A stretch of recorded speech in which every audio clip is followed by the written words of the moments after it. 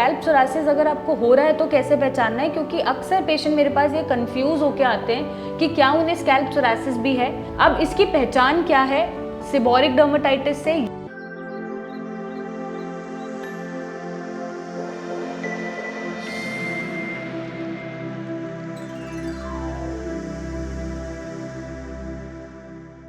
Scalp psoriasis.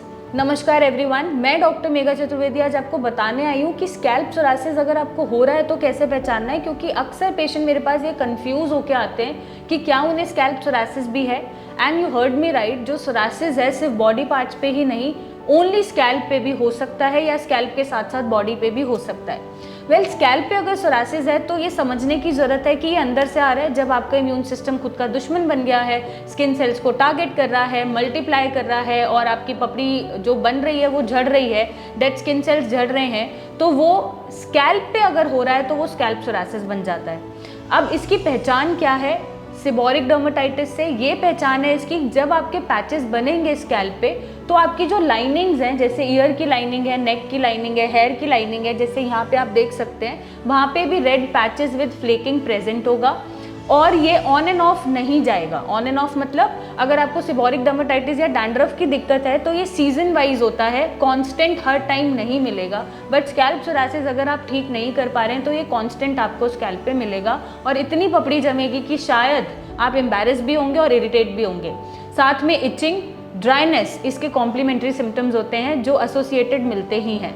अब हो तो गया, आपको ठीक कैसे करना है? ठीक करने के लिए सबसे पहले तो ट्रीटमेंट आप जो ले रहे हैं वो बहुत वाइजली चूज़ करने की ज़रूरत है, क्योंकि अक्सर पेशेंट कीटोकोनाजोल या स्टेरॉइडल शैम्पू या ऑइंटमेंट्स लगा के मेरे पास आते हैं। जब तक वो लगाते हैं तब तक तो ठीक है, जैसे ही उसे लगाना छोड़ते हैं इनका स्कैल्प सोरासिस और बढ़ जाता है और साथ में इनका हेयर फॉल बहुत ज़्यादा बढ़ जाता है और स्कैल्प का जो हेल्थ है वो डैमेज होता है। तो ट्रीटमेंट ऐसा लेना है जो आपके स्कैल्प की हेल्थ को डैमेज ना करे। अगर आप ट्रीटमेंट छोड़ भी रहे हैं तो आपकी बीमारी को बढ़ाए ना और साथ ही साथ आपके और वाइटल ऑर्गन्स को डिस्टर्ब ना करे। इसके लिए आप ऑल्टरनेट पैथीज चूज़ कर सकते हैं, आयुर्वेदा है, होम्योपैथी है, नेचुरोपैथी है। डिसीजन आपका है कि आपको क्या चूज़ करना है। और अगर आप चाह रहे हैं कि घर में ही बैठ के आपको थोड़ा सा आराम मिलना शुरू हो जाए तो उसके लिए कुछ नहीं करना, आपको कोकोनट तेल में कुछ कपूर मिलाना है, उससे मसाज करनी है वीक में 2 बार 3 बार और सिया आयुर्वेदा का सोरिया शैम्पू से आपको वॉश करना है वीक में 2 या 3 बार। तो धीरे धीरे आप देखेंगे कि इनिशियली और ग्रेजुअली आपका फ्लेकिंग कम हो गया, इचिंग कम हो गया और बाल झड़ना कम हो गया। और अगर बीमारी इससे भी ठीक नहीं हो रही है तो फिर ट्रीटमेंट की ज़रूरत पड़ेगी साथ में, क्योंकि बीमारी को अंदर से ठीक करना पड़ेगा।